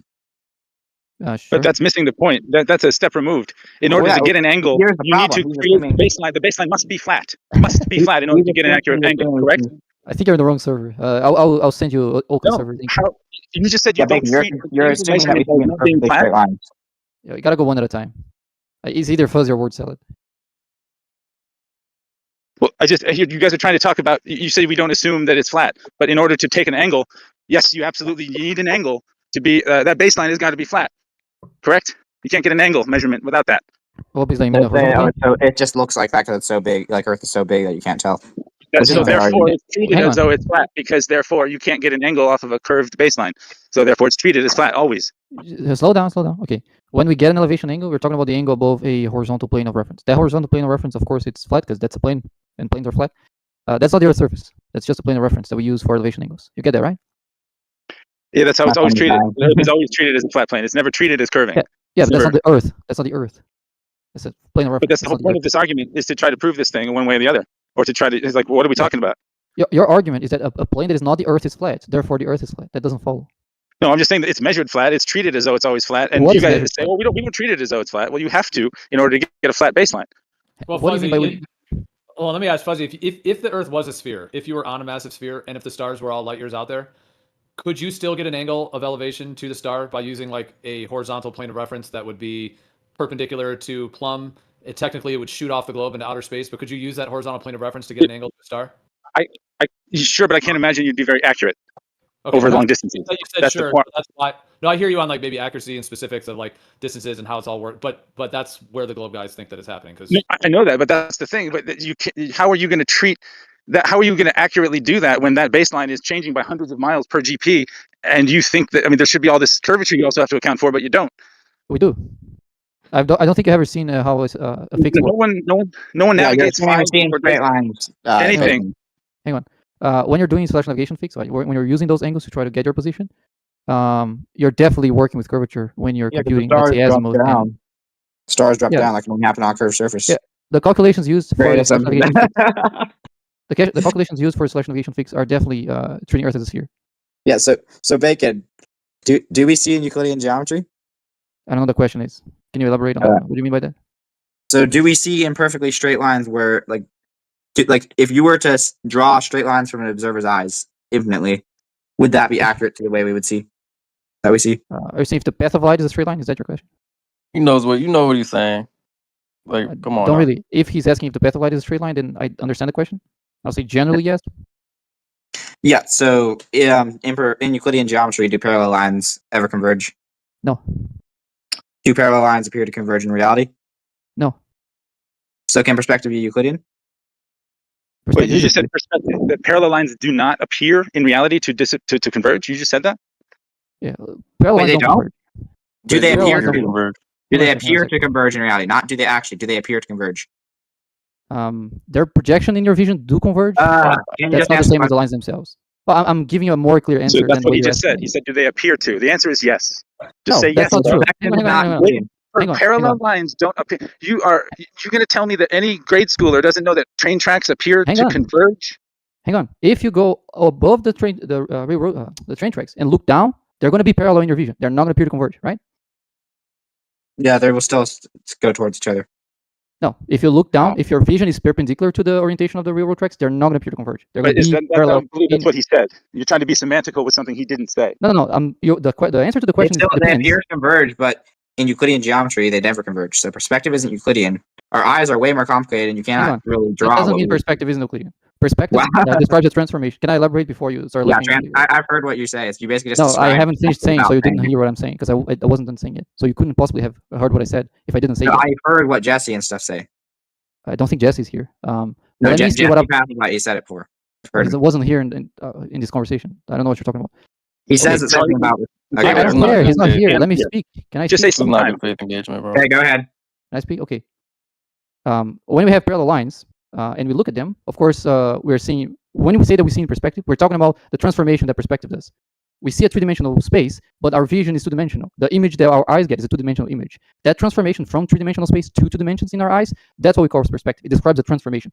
During that transformation, lines that were parallel in three-dimensional space are no longer parallel once they're projected into our eyes. So in our eyes, those lines are never parallel. They are not parallel in our vision. They are converging lines. It's not that our vision makes parallel lines converge. No, they project parallel lines, so they're no longer parallel. That projection itself is actually based on Euclidean geometry. You basically just. In other words, they appear to converge. Yeah, thank you. So Sure. stars would drop. Stars would drop. No. I'm not saying stars wouldn't drop. then. Just like street lamps Did I drop. say they wouldn't? Did I say they wouldn't? You act like because the stars drop, that can only happen if the Earth is curving. No, we never said that. What the fuck? You said that earlier. I can go back and didn't. find it. Yeah, do it. I was like mocking. I was saying, and yeah, because it can only happen on a curved surface. The stars would only drop, and then you're like, yeah. What? Basically, you were saying that the celestial navigation and stuff like that. Celestial navigation treats Earth as a sphere, but that's not the same. Yeah. That's not the same as saying stars will only drop on a sphere. I would never say that. That's just obviously okay. false. Well, then you must have misheard what I said. So yeah. So you think that stars would drop and they would go below the horizon? Yeah, stars should drop regardless. If you're at the GP, Okay. they're 90 degrees above you. If you go away, they drop. That Good. you should expect that regardless. Okay. Well, yeah. At least you're honest about that. Yeah, but okay. So yeah, but same perspective is not Euclidean. It doesn't make a lot of sense. The perspective is a projection, and it's based on Euclidean geometry. But the projection that perspective does makes so parallel lines are no longer parallel after they're projected. That has nothing to do with non-Euclidean geometry. Just in different words. But that's not the same thing because nothing about that is non-Euclidean. Perspective with the projection into your eyes from 3D into 2D means perspective is not pure Euclidean geometry. Okay, so it's non-Euclidean geometry. Which one is it? Is it positively? Does it have positive curvature or does it have negative curvature? What kind of non-Euclidean geometry we're talking about here? Yeah, we're talking about how we don't see in perfectly straight lines, and Yeah, you basically described it just with a different type of No, concept. that's still assuming the perspective projection we had. It can perfectly work assuming just straight lines. Railroad tracks are still straight lines before and after they're projected into our vision. That has nothing to do with we not seeing straight lines. A vision where light travels in perfectly straight lines still give you perspective. And we have curved eyes. Okay, but that's irrelevant. No, it's not, because that's kind of How's how. It is It is not irrelevant. Wait, Okay. do you think Elaborate? our eyes make things appear curved? Is that what you're getting at? Well, they basically, when they're projected into your eyes, the light won't end. Kind of like you guys say, parallel sunlight hits a curved Earth, and so you get different types of. Why railroad tracks are still straight when we look at them, even though they're converging, they still look straight. What's the non-Euclidean part of geometry here? They're still converging, which means in Euclidean geometry, if you draw two straight lines, they're never going to intersect. Yeah, but they're not parallel in your vision. In your vision, they're just not parallel lines. That's why they converge in your vision, and that's why they intersect in your vision. But in reality, they're parallel lines, so they don't intersect in reality. Like there's no your vision itself is Euclidean, and the railroad track itself themselves exist in Euclidean space. The only difference between going from 3D space and the 2D vision in your eyes is the transformational perspective, which is still based on Euclidean geometry. How do you say your vision's Euclidean, but the lines are intersecting? Because they are not parallel in my vision. In my vision, they are converging lines. They're not Euclidean because you know that they're parallel lines. They're parallel in 3D space. They're not parallel. There, they don't converge. Yeah. Oh my god. Hey, do you know what parallel lines are? Because they're not parallel if they're converging. I know If you exactly. draw That's two what I'm lines, telling you. they're getting close together.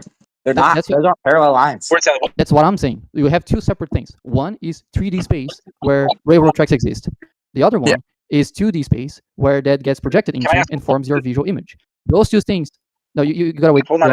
What is You're this? just my derailing the whole phone's dying after conversation. going. What is the My purpose phone's of dying. this? What's that? My phone's dying. I have to get going in a minute. What is was a the good purpose of this? derailment. What was the point of trying to be? You asked the question: is it can they be observed to appear to converge? The answer was supposed to be yes, is what you were going for. Now he's saying, well, technically yes. So yes, that's what he was going for. What was the end game of this line of questioning? That things would drop down due to perspective and converge, because Because he's saying that perspective is Euclidean, and we've seen straight lines, and that doesn't work. I don't know exactly what your position is, but you seem to you have conceded that things would drop down on a flat Earth, so I think that's good. Wait, is he here? I'm here. Yeah, big. Okay. Yeah. Yeah, whatever your position is. Okay. Yeah, what I said before, that the flat Earth has a problem, is that if you pick the 6 nautical miles per degree, and try to use that with the GPs of stars, you're getting to contradiction. That doesn't work. The distances you get with 6 nautical miles per degree, assuming a flat Earth, don't actually match a plane. Yeah, you would get 69 miles per degree. Once you start getting closer to the horizon, things would start getting distorted. And then that's where they do actually, and the globe claims, oh, it's refraction. Okay. But okay, I just posted a refutation of what you just said there. If you want to take a look. Okay. But yeah, my phone's dying. I have to get going. Yeah, no problem. Okay. Yeah, Reno, just kidding.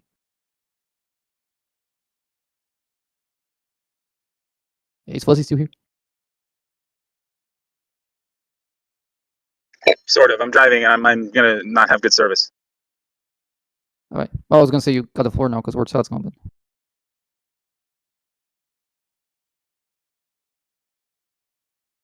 But yeah, the argument you were making before that we need to treat Earth as flat to get an elevation angle.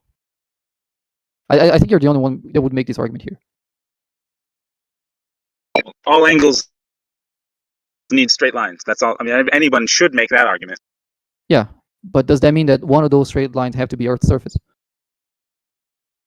Well, that's the thing that you're technically measuring across. So you're always treating it as though it's a straight line. I'm not. Let's say I grab a theodolite, which has is aligned with vertical, and then I measure the zenith angle star, reference to that vertical line. How am I treating Earth as flat? You're making. It's just math. Excuse me? What'd you say? I don't know. I don't trust the word you say. All that like weaseling around the Math. point and shit. That's crazy as fuck. Of course. Yeah, I mean, you could just say, yeah, it appears to converge. You said, no, it doesn't appear to converge. Technically, all this blah blah blah blah blah, just to say the same thing. Yeah, That's let's crazy. ignore the nuances of what I'm saying. Let's go It's with just, the I'm simple just answer like, that strawmans what I'm that's saying. just a red flag from an Yeah. audience perspective. Like, why is he doing all this hop Yeah, let's stepping ignore and skipping nuance. around? Let's ignore nuance. Yeah. That's what? Ignore nuance. Bacon had asked if it was non-Euclidean geometry. What? Okay. Yeah. Bacon asked if it was non-Euclidean. Then which curvature geometry would it be? Nobody really said anything. Yeah, this idea No, that but the point of what he was trying to get at was that he would say that like the light pole, it was a misunderstanding. But once the understanding was corrected, you both agreed. But you did take a long time to waffle on to just agree to what he was trying to say about how things would appear to go down. And then once you realized that was, you fully agreed with it. But it did take an awful long time. It wasn't even the conversation, man. Yeah, that was a different. That was two separate conversations, and a claim that Bacon had said that about a different conversation. But that wasn't a part of this conversation. Yeah. I have an issue whenever someone says we don't see any Euclidean geometry because I know what that is entailed, and railroad tracks are not an example of that. So when you ask if railroad like a parallel lines appear to converge, I know what that question means from the person who's asking. So if I just say yes, and we don't mean the same thing by that sentence, they're going to think I'm agreeing with something that I'm actually not. Like I'm not agreeing that we have non-Euclidean vision. What I'm agreeing with is that lines that in reality are parallel are not parallel in our vision, right? That's what I mean. Which is what he was trying to point out with the streetlights and stars, and which you agreed with. But that alone, no, that's another topic. No, that's what he was trying to. He was trying to correct that because he misunderstood or you misunderstood him from earlier. So that's what he was trying to correct. That specifically is what he was trying to correct. But he was drawing the conclusion that we see non-Euclidean geometry. That conclusion is flawed. There's nothing about the fact that we see lines that are parallel in reality to converge in our vision. There's nothing about that implies a non-Euclidean geometry in our vision. How? They're parallel lines and they're converging. No, they're not. They're not converging. They are. They're not converging. They appear to converge, right? The lines in our vision. That's the whole point of Euclidean and non-Euclidean. When you say the point is that the lines in your vision are not the same lines as in reality. The lines in reality, like made of actual particles, are another thing than the projection of them onto your eyes. Which are just a result of your brain interpreting the photons coming from those lines. Those are two completely different lines. Right. Exactly. So we see in non-Euclidean geometry. But that doesn't follow. I don't think you know non-Euclidean geometry is. I know that parallel lines can converge in Euclidean geometry. We see geometry. in both, depending on perspective. Can we just see that? Say that again? No, because if they're converging, anywhere, if we see that anywhere, that means we don't see in Euclidean geometry. No, only if they started off as parallel in your vision, and then they appear to converge in your vision. But in your vision, they are never parallel, so it's okay that they converge because they are never parallel in your vision. They are parallel in 3D space of reality. That's not the same lines as the ones you have in your vision. Yeah, I mean, there's You know this what's funny? very big confusion between projections and non-Euclidean geometry. I Yeah, if you understand the project- confusion. Yeah, go ahead. No, I mean, if you try to project a 3D grid onto a flat piece of paper, a Euclidean 3D grid on a flat piece of paper, and you draw these lines on there that in that 3D grid would be, parallel, perpendicular, whatever. But because of the way you're drawing it on the paper, they can they can converge and they can overlap, even though they'd be parallel. It's because it's not the actual. Just because they're doing that doesn't make it non-Euclidean. It just means you're projecting a 3D scene onto a 2D piece of paper. Yeah, but then it wouldn't be a 3D scene anymore. It would be an image of a 3D scene on a 2D plane of the piece of paper. Those lines wouldn't be 3D lines anymore. They would be 2D lines that aren't parallel.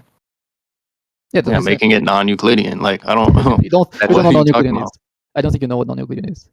Well, I know it has certain axioms, right? Things that have to be true, right? Mm-hmm. Okay, so one Actually, of those no, is it's the parallel other way lines around. can't converge. Yeah, They have to and they stay don't. parallel, right? So if Yeah, we they draw don't. two parallel lines, it's Euclidean. If we extend those lines and we start to converge them, it becomes non-Euclidean, right? Exactly. In your vision, they're never parallel. Okay, they're not parallel. Okay, exactly. So it's non-Euclidean. No, you just said you start them as parallel. If they start to converge, We know then they're that's- parallel.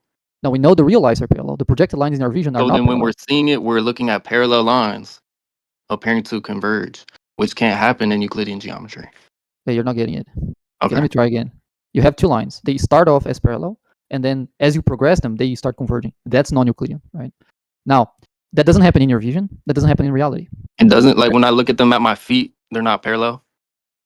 There is no line in your vision that starts off as parallel and then converge. There's no line within your I'm vision. standing Hang on the tracks and I'm looking down at my feet, they're gonna be parallel. Yeah. As I look further out, they're gonna appear to converge. Yeah, but then they're no longer parallel at your feet. If you raise your head to see them, What are if you raise talking your about? head- It's the same line. Yeah, but once you raise your head so you can see they extending, then they're no longer parallel. Even at your feet in your field of view, they're still going to be converging in your visual field, starting from your feet. They won't be parallel in your visual view. Yes, they will. Okay, take a camera and show that. Like if you pick a camera and you point down to the railroad tracks, they're parallel. If you slightly tilt it to the right so you can see their extension, they're immediately going to converge. Even from that base point where they used to be parallel, as soon as you tilt the camera towards the right, that point where they were parallel in the picture are no longer parallel in the picture.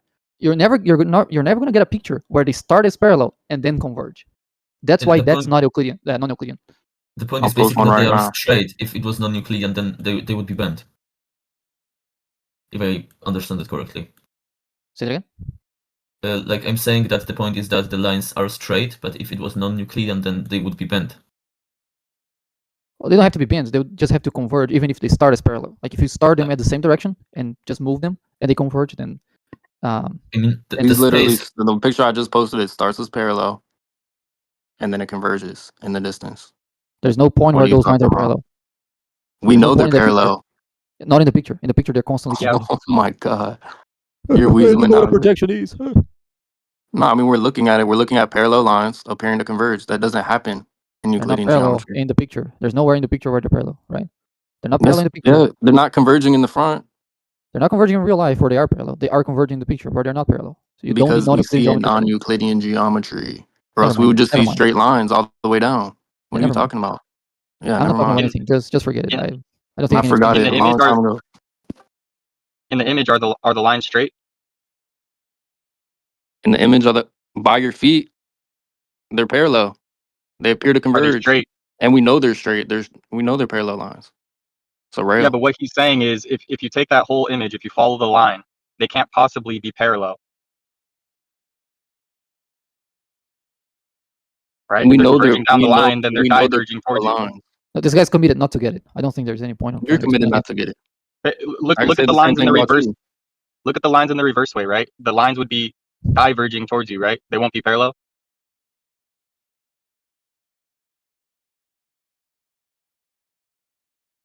Like if I take my hand and I cover the top part of the image where they started, they're parallel lines.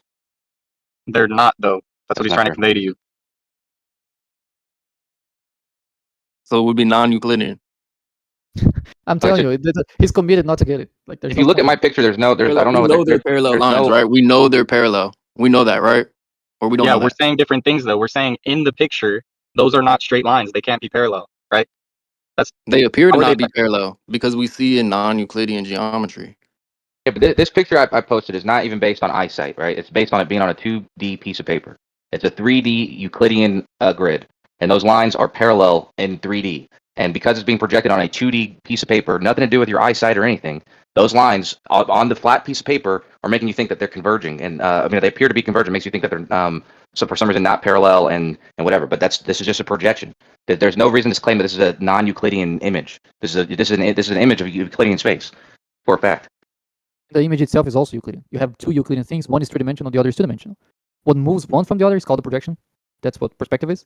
Along that projection, parallel lines become not parallel. There's no point where you have both being parallel and converging within the same space. You're doing that across different spaces. Non-Euclidean geometry. That's what I'm saying, man. That's what I'm saying. You have to realize that you're claiming that the 3D Euclidean grid I just showed you is not Euclidean geometry, and you have to try to give me an make sense example of of a that. non-Euclidean. Give me an example of a non-Euclidean then. The surface of a sphere, the non-Euclidean non-Euclidean surface. You know why? You can start two lines side by side parallel, and you move them Like a forward. parallel line, non-Euclidean. You start two lines on the sphere, and you start drawing them side by side. And if you move them straight forward, they're going to converge on the surface of that sphere. So within that surface of that sphere, you have the two lines that both start parallel and converge at the same time. In the examples of the regular tracks, we don't have that. We only have the converging where they're not parallel, and we only have them parallel where they're not converging. We don't have those two things at the same time. Okay, so we have two parallel lines, right? Why do they appear to converge? Because they're projected from 3D space into 2D space. Yeah, you're confusing the convergence with curve, right? If those two lines are converging, we still know they're straight. They're not curved. I ain't say curve, but I'm saying. Well, non-Euclidean would imply a curve, correct? Bacon said that they wouldn't have to be curved if they're non-Euclidean, but like let's say in the example of railroad tracks, the space in which they are would be like the surface of the Earth. You could think of it as a plane in which those lines are, and if that space was non-Euclidean, then you would expect the railroad tracks to bend along with that space.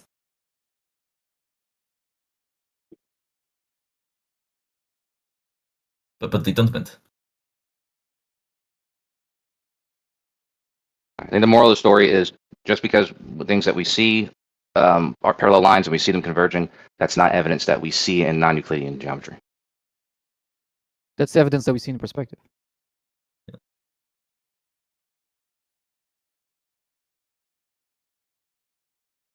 I think the entire discussion about if things drop or not is kind of a red herring, because all people, both sides, agree that they would drop. The difference both hypotheses make is how much they would drop was the function describing that drop as a function of distance to the object. Because the globe, with its perspective projective geometry, it predicts a linear drop. In my flat Earth, it would predict an arctangent drop. Yeah, at least assuming light to travel in straight lines, we would get those yes. Yeah, but I think I'm not sure it makes sense to go back to that because both Fuzzy and Wordsalad are left already. So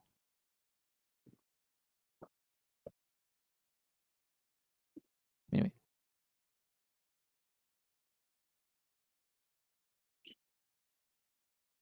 Yes, so I guess in order to back up their hypothesis, they would have to provide some evidence that is not predicted by the globe with its perspective. And that's what they are failing to do, because like railroad tracks converging is something that we would also expect, and we not only can expect that, but we can actually predict how much they would do that and then measure it and check it with predictions of actual numbers, how much angle you would expect it at a given distance.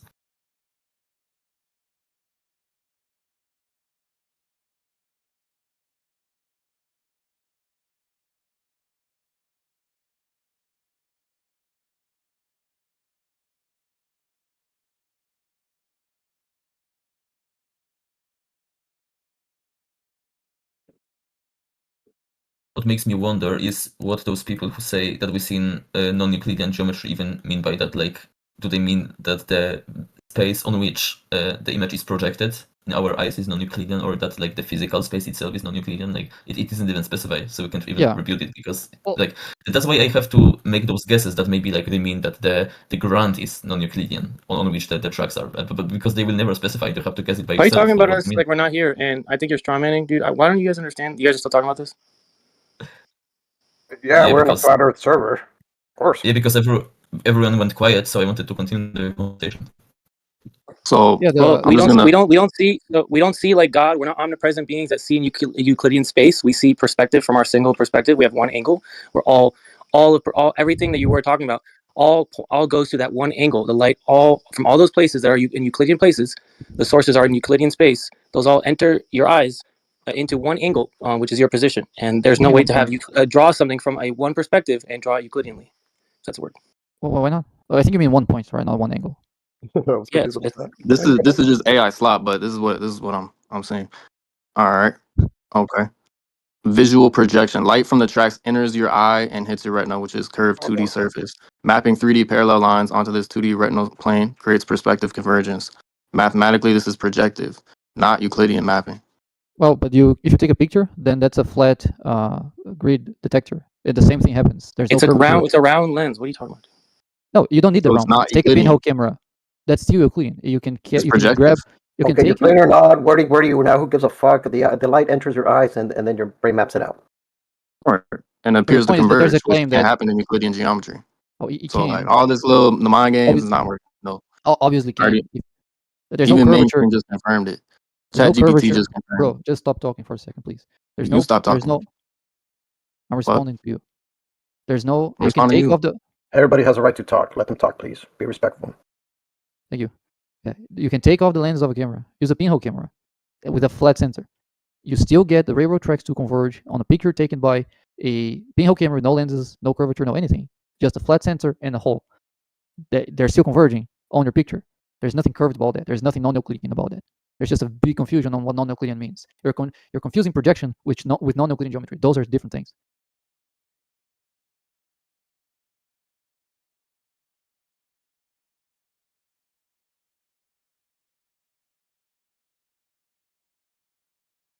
I mean, again, I don't know why it has to be said again, but I posted an image that was probably drawn, maybe even in a computer system.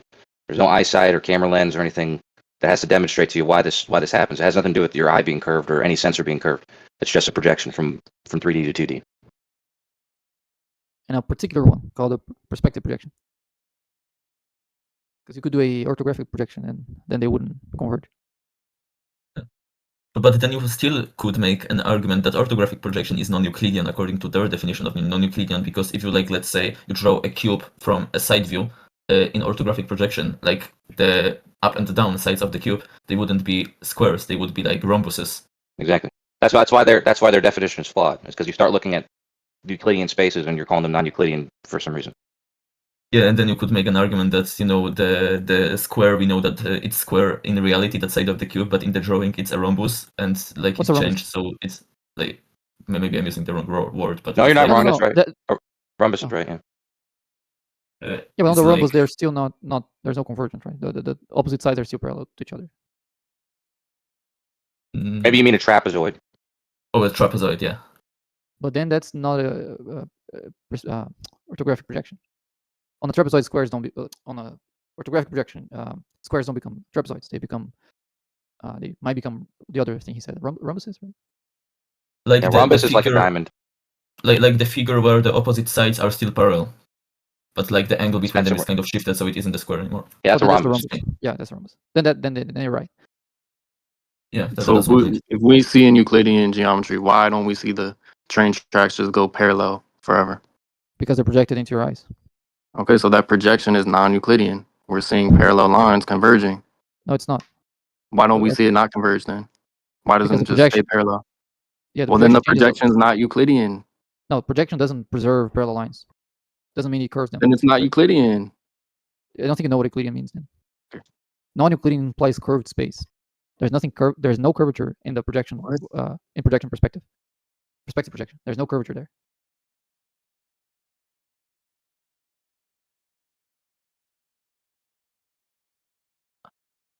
At one So you point, said non-Euclidean is curved space, or what? What would you just say? Because non-Euclidean is anything that's not Euclidean. What? What? I didn't hear what you said. You said non-Euclidean is curved, so if it's not curved, then it's Euclidean. Essentially. No, it's anything that's not Euclidean. It's non-Euclidean. Yeah, You which know is what defined non by means? having curved space. What defines a non-Euclidean space is that it has Gaussian curvature. See, that's why I'm telling you, you don't know what Euclidean means. No, it's not. What? It's anything that's not Euclidean. So Euclid's 5 postulates: line postulate, a straight line can be drawn connecting any 2 points; extension postulate, circle postulate, right angle, Hey, locksmith. parallel postulate. Locksmith, So if it doesn't fall into Euclidean those is categories, then it would be straight wait, I'm not parallel finished, buddy. lines. I don't know what the fuck. Yo. Yeah. If it doesn't fall into those 5 categories, then it would be non-Euclidean. Yeah, but it's It doesn't just the have to be curved, however you're saying it. Okay, if it violates any of the first 4, then that's not even geometry. But if it violates the 5th postulate, which is a parallel postulate, you still have a consistent geometry, but now lines you can no longer have the 5th postulate applying. When that's the case, you have what's called Gaussian curvature, which makes Okay, so rules for thee and not for me is what I'm hearing. Say that again? Rules for thee and not for me. We can violate the 5th parallel and it's still Euclidean. That's not what he says. No, he said the opposite of that, man. He said the exact opposite of that. What? Yeah. That's the exact opposite point that he made. The point that he made was the opposite of what you just said. I said if you violate the 5th, that's non-Euclidean, and that implies Gaussian curvature. Euclidean space is also known as flat space because there is no Gaussian curvature. So yes, if you have a non-Euclidean space, you need curvature somewhere because that one makes space. That what violates the 5th postulates is the curvature in space.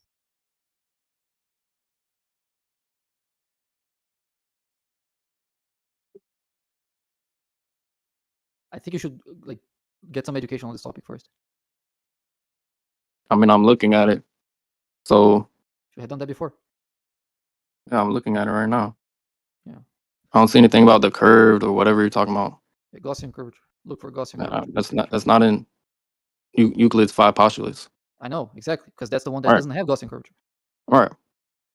But that's one type of non-Euclidean geometry.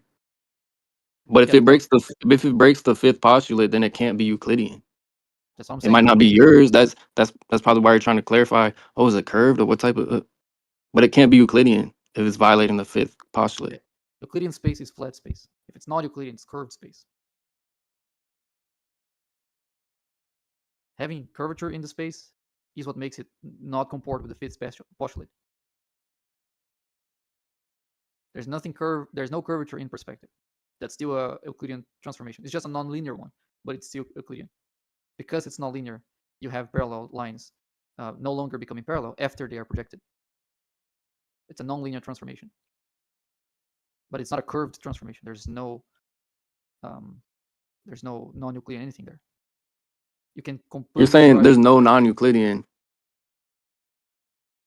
Like non-Euclidean is a bunch of different geometries. Yes. Right. And perspective is Euclidean. That's why there's any non-Euclidean geometry on the process. But if it violates the Euclidean postulates, it cannot be Euclidean. It doesn't violate it. How? The lines are converging. We know they're parallel. They're not What are parallel. you talking about? It's a projection. We already went over this. Yes, after they're projected, they're no longer parallel, so they can converge. But perspective isn't one space that's either non-Euclidean or Euclidean. It's a set of 2 spaces and the relationship between them. You transform from one space to another, and both of them are Euclidean. Well said. So we're looking at Euclidean geometry. We know it's Euclidean, but we don't see it. We don't see the parallel lines. We see them converging, but we know they're parallel. Yes, we know they How are. can you claim parallel. how can you claim that we see in Euclidean geometry? The same way we did for the past. If we see in Euclidean geometry, we would see the parallel lines all the way parallel down. Once it's projected, it's not Euclidean anymore. No, once projected, they're not parallel anymore. Exactly, they're converging. Yes, because they're It's not parallel. not Euclidean. Or else we would just see them straight. If we see in Euclidean geometry, we would just see them as straight. We don't.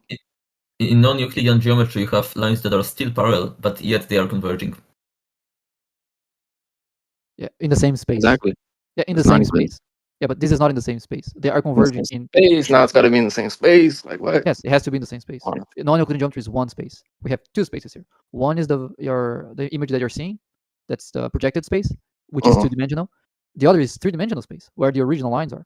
In none of those 2 spaces You have lines that are parallel and converging at the same time, but you have their lines that are parallel in one space, no longer being parallel in the other space. That has nothing to do with non-Euclidean geometry. That has to do with the transformation from one space to the other.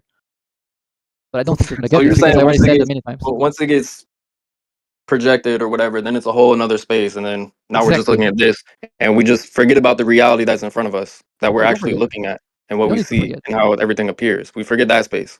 No, we don't. We just And recognize that we those are just block different. everything out, and we just say, oh no, it's those lines aren't parallel because they're converging. So we forget about reality, what's in front of us.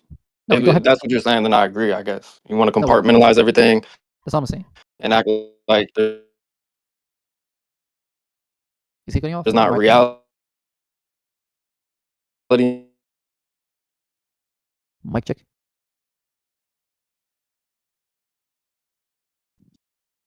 What's interesting is that you can actually have non-Euclidean perspectives, although the train tracks converging has nothing to do with it, because if the surface on which you're projecting the 3D space is bent, then the geometry you would have to use to describe it would be non-Euclidean. Like, for example, the retina of the human eye, it's curved. It would be like an example of a space with negative curvature from the side to which it's projected. But the errors that are made, the distortions, are automatically corrected in the brain, so it isn't really relevant. But yeah, you can have perspective that's non-Euclidean. It's just like not relevant to this argument, and would only cause more confusion. The image, the image in your eyes in your retina, that image is a curved image, so it's non-Euclidean. But that's actually irrelevant. You can, for example, because each of the cells that capture light in your eyes, they're capturing light from a certain direction, right? And if you pick the cell that is capturing that point and move forwards and backwards along that direction, it's still gonna get the same exact light. So you can actually move all those capturing cells backwards. So you flatten your retina without changing the value that any of the cells are capturing. So your brain's gonna get the exact same information whether your retina is flat or curved. So that doesn't actually change the image that gets to your brain, regardless on whether the space of the retina is curved or not. Well, physically the image would be different because when you imagine a spherical projection surface, then every single point on that surface is of equal distance from the aperture, from the hole by which the light enters, which is the, I don't know how it's called in the human eye, but you know what I mean. Yeah, like the black thing. I got what you're saying. If you have a plane, then like the further you are to the edges, the nearer you are to the edges, the same angle of light between two light rays will cover more area on that projection plane. Yeah, that's true. That causes distortion. Yeah, but if for example, if you start with a curved retina and now you flatten it by moving the cells away from the direction in which the light's coming, away from the hole of your eye, the light that reaches that cell is still going to be the exact same. That's not going to change the information that gets to your brain. Does that make sense to you? I think I'm too stupid to understand this at this point. Well, okay. If you just rearrange the cells on your retina into a flat space, just by flattening it, like putting all of them roughly the same distance from each other, but on a flat space, obviously that's going to give you a different image. But if you like stretch the further cells from the center, now you might get back the exact same information that you were getting on the curved retina. Oh yeah.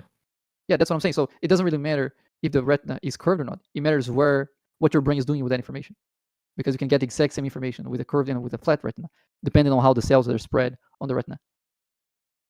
Yeah, that's the geometry of the retina. Yeah, the geometry of the retina is no longer relevant.